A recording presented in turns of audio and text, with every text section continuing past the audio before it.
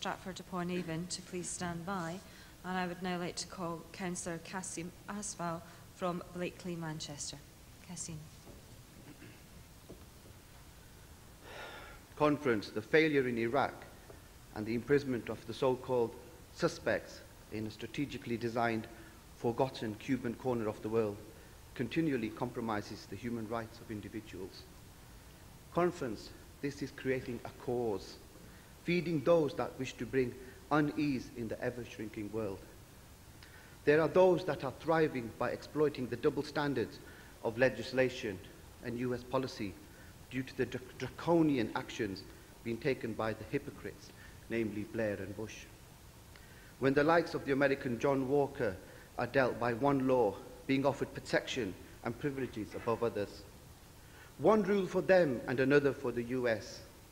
It seems you have already been convicted and you are but like a distant shadow condemned in Guantanamo Bay. This can only agitate extremists, radicals, fascists and nationalists at home and around the world.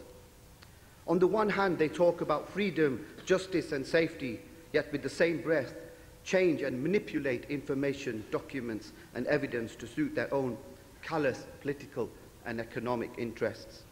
Conference, we are without doubt living in dangerous times.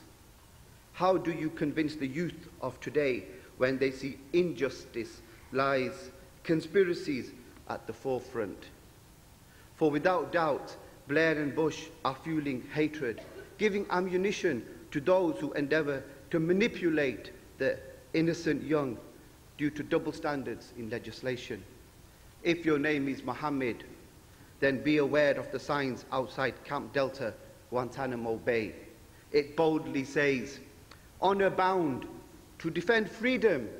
I ask you, Conference, is that just for the Americans?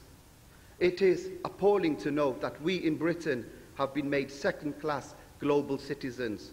What on earth is the matter with our government that allows the USA to extradite British citizens without any real evidence? Yet, if it is the other way round, we cannot have the same facilities. What kind of special relationship is that? Conference, what can our youth expect from the future when justice is camouflaged in rhetoric? Liberal Democrats, let me finish on saying one of the proudest moments of my life was when I walked along with 2 million British brothers and sisters, shoulder to shoulder, expressing our democratic opinion. My friends, we have freedom and it is our duty to ensure it. Justice is the right of every human being and not the privilege in the hands of a few. In the spirit of liberal democracy, I ask you to support this motion.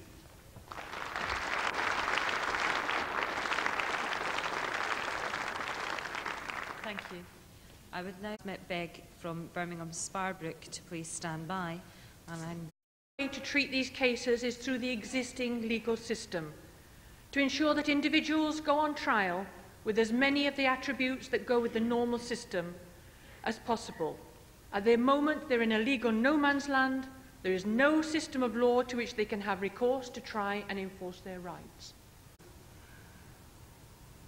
Like everybody's son, is wonderful, very good, very obedient, very law-abiding, and I'm always proud of him. If he's found guilty, understand that I hope America loses. This is the same. Thank you.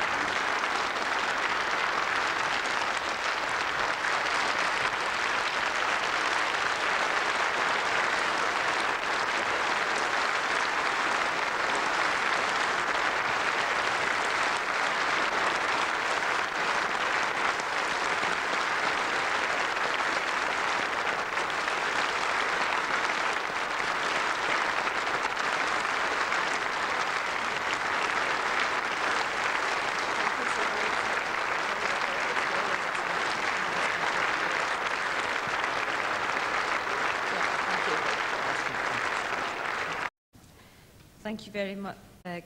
I think you've made an contribution to the